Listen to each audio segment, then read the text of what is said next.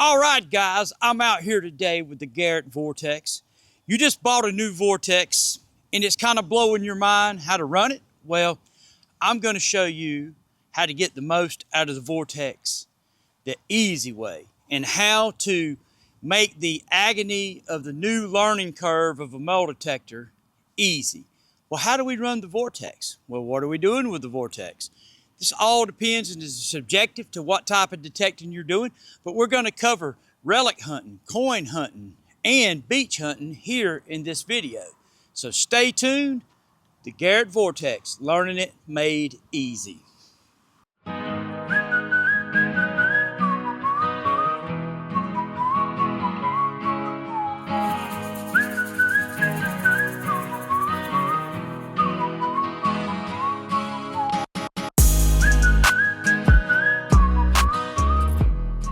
All right, guys, I'm out here with the Garrett Vortex.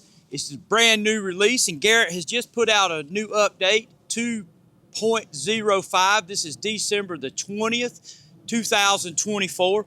And at its current state, this is what I believe to be the best way to run this machine for coin hunting, the beach, and artifact hunting. But we're going to start out today with coin shooting because that is a very popular way of metal detecting here in the United States. But I've got to go through some things first. This is going to be a longer video, but if you own a Vortex and you want to know how to get the most out of your Vortex and make the learning curve the easiest that it can be, well, this video is for you, and I promise you that there will be some very valuable information revealed in this video.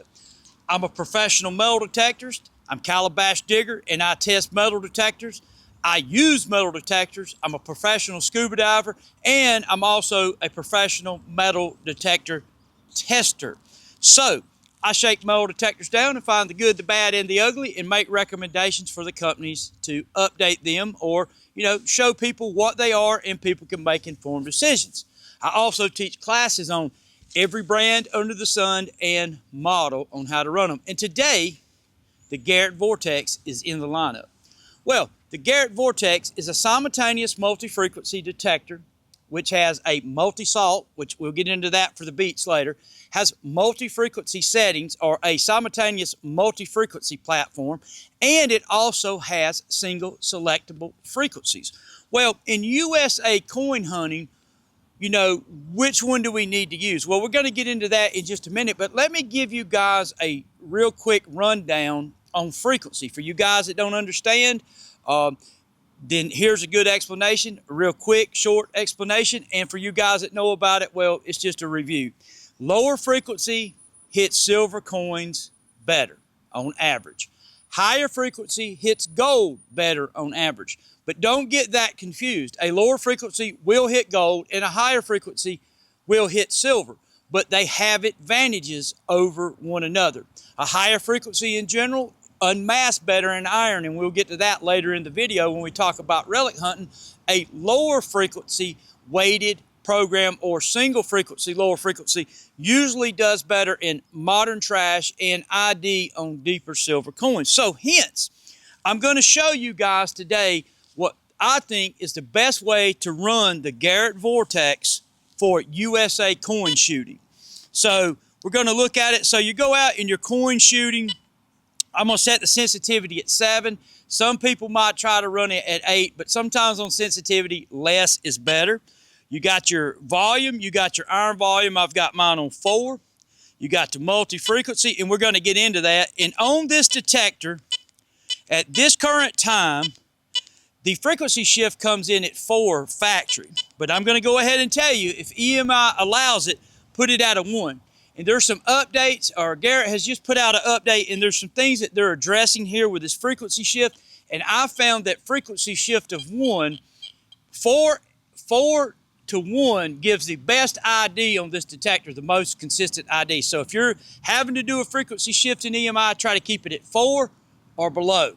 That's a pro tip of the day right there. And that's a pro tip. It will keep the ID better. Now, for today, we're going to run it at a recovery of 1 because we're trying to get max depth. Well, what does recovery speeds do? Well, let me go ahead and just put this out there. so I don't have to make the video 2 hours long because I don't want to have to demo a 1, 2, and a 3. But what it does, one, slows the reaction speed of the detector down. So as you come across one target and go to the next, it will be a slower changeover to that target. You put it on 2, it goes bip, bip, but that shortens the tone. It also decreases the depth. So a 1 has greater depth advantage. A 3 has better unmasking advantage. But the 3 con is you lose depth. So a 2 on this detector is a good general of the road with still pretty good depth. But for just straight up coin shooting, I would run a recovery of 1 starting out. Now your ground may not allow for that. And there's also on this detector the ground balance. Here my soil is so neutral that the detector will not grab. I have a very neutral soil, so the results that I show you in ground may be different than what you see in your ground. Normally, they decrease when you get into a more moderate mineralized ground over what I showed. But with that being said, ground balance your machine. When you get to your spot, make sure you're over clean ground. 3 or 5 tones. And here's what I'm going to say about that. If you pick 5 tones, stay with it. Run 5 tones in the beach, run 5 tones in your coin hunting, run 5 tones in your relic hunting. You do not want to confuse yourself. When you switch to 3 tones, the machine will act different. And if you keep switching back and forth, you won't pick up on the nuances of the tones quick or as quick as if you stick with 1 set of tones. I use that principle on all of these, the KISS principle. Keep it simple, stupid.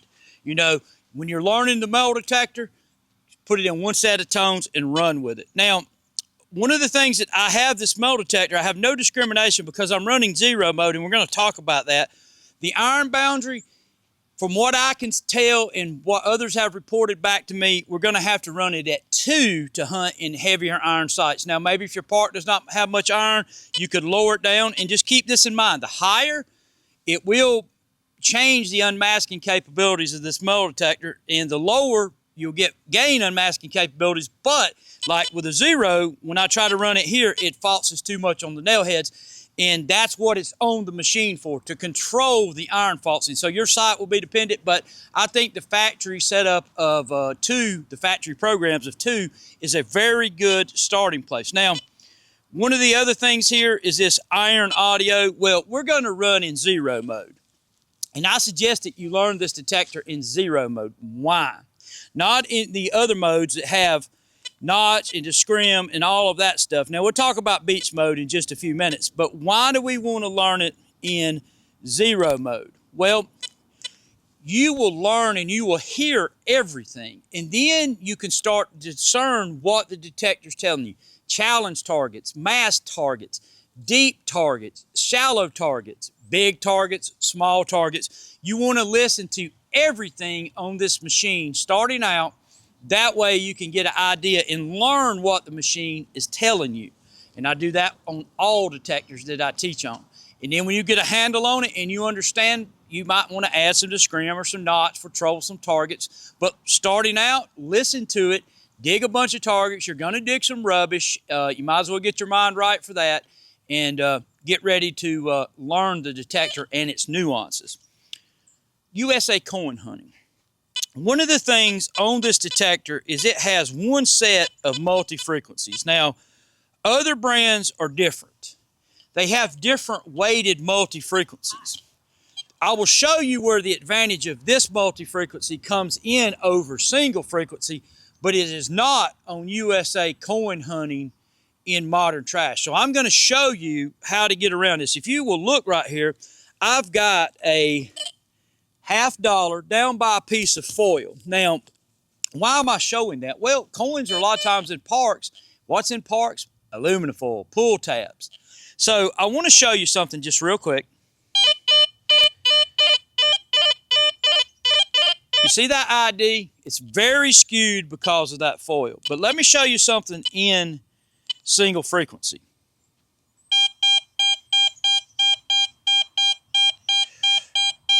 The higher weighting frequency of that multi is making the machine, remember what I told you about higher frequency? Gold, it's hotter on gold.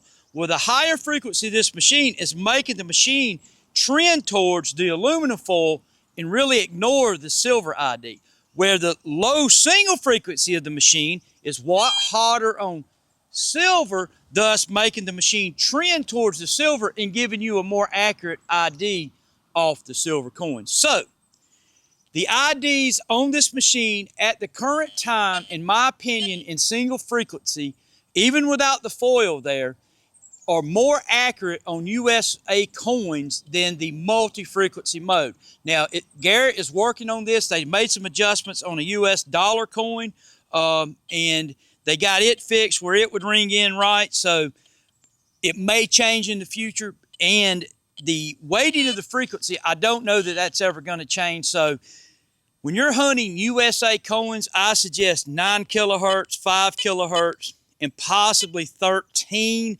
But the 9 is the money on silver. Let's walk over here. I'm going to walk off camera. I'm going to switch over to the GoPro. I'm going to show you a super deep silver half at 9 kilohertz, which rings up about 88 and 9 kilohertz on top of the ground. You may see some up averaging.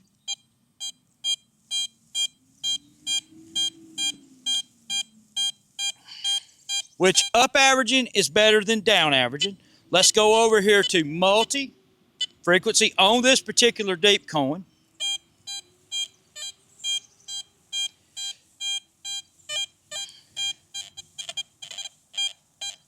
And you just get a little bit of iron tone in there with it. Let's go back to multi-frequency, and let me show you why I say don't run it in the 8. You see that ID, how skewed it is? You want to keep that in 1 the whole time. Now, that may change in the future, but right now, that is getting the most out of this detector. Go back to 5 kilohertz. Whoops, my bad. 5 kilohertz. More consistent target ID, better tone at depth, in my opinion. Better modern trash capabilities in 9 kilohertz and 5 kilohertz. So 9 kilohertz is my suggestion for the USA coin program, or starting out with the Garrett Vortex. Now, let's talk about this right here just for a minute. Higher frequencies on these metal detectors. You've seen that I just put the metal detector in 25 kilohertz. Well, what does that do? This will give this metal detector unmasking advantages. Now, I don't have the other Garrett, I don't have my AT Pro anymore, but I have an AT Max and an Apex. This detector is superior to those two detectors on unmasking. The 25 kilohertz gives the Vortex an advantage over the AT Max and the AT Pro line in just raw unmasking because of the higher frequency, and that does better with targets commingled in iron. So, with that being said, what about multi-frequency versus 25 kilohertz? Well, this is where, in my opinion, the multi-frequency shines over the single frequency on this metal detector. We're going to check a target here. It's a nickel in 25. Now we're going to go over to multi. And they're close. They're close on the lower conductive coin. Remember what I told you about high frequency and gold? Well, a nickel is a mid conductor. Let's look at 25 on a dime. Let's look at multi on the dime. Yeah, there's a difference. So what we see there is we see multi pulling ahead on this machine in the unmasking department over the single frequency on a higher conductor in iron. They're closer on lower conductors, and that makes sense because 25 kilohertz is a higher frequency, and it will do good on lower to mid conductors in iron. But my suggestion is that you start out with the multi-frequency if you're hunting iron, and you can run the recovery at 1 or 2. Let's look at 2 recovery on that dime. Let's look at 3 recovery. Let's look at 1 recovery. Now, it's pretty close, but you can bump it up to about 2 and you'll get a little bit better separation. Just remember what I told you, that you're losing depth. And actually, let me demo that and show you guys in real life time what this does. So recovery of 1 on the dime, on the deep silver half. Okay. Recovery of 2. Here it start going away. Recovery of 3. Here it get real weak. So the recovery speeds do make a difference on depth. Sometimes on some detectors that have a big variation, you will lose that target completely. Doesn't seem to be that way with the Vortex. But let's talk about the beach mode. So the beach mode, multi-salt. This is a stable detector on the beach. It has great depth on the beach. You guys can go back out. I've got a test video on my channel of the Vortex. That is pre-update now, so I don't know if anything has changed on the beach or not, but you can go back and you can look at the beach video that I did. Very good stability, very good depth on the beach on gold. One of the most stable machines that I've seen on the beach. Handles the EMI really well, but I was running a recovery of 1. And I would stick on the beach with a recovery of 1, and whether you use 5 tones or 3 tones, that is up to you. Now remember that your iron boundary settings and your bottle cap is not engaged in the beach mode. You do not have it, it's locked out. So you're gonna have to use the workaround with the iron audio. I'm not fond of that. I've been critical of that. I think that beach mode should have bottle cap reject. And some people will say, oh, Calabash, that's for rookies. Well, if you check some of these other detectors, bottle cap rejection has come a long ways from the old detectors like Whites and stuff like that that had them back in the day. This is not the same bottle cap, but that's for another video. The beach mode, you're going to have to use iron audio. So what you got to do on a cap is this right here. And like I said, I'm not a fan of this, but I'll go ahead and show you what you're going to have to do. You got a bottle cap in beach. Yeah, it's pretty solid tone. So what you're going to have to do is you're going to have to go up here and you're going to have to cut your iron audio on. See it coming to the side of the coil?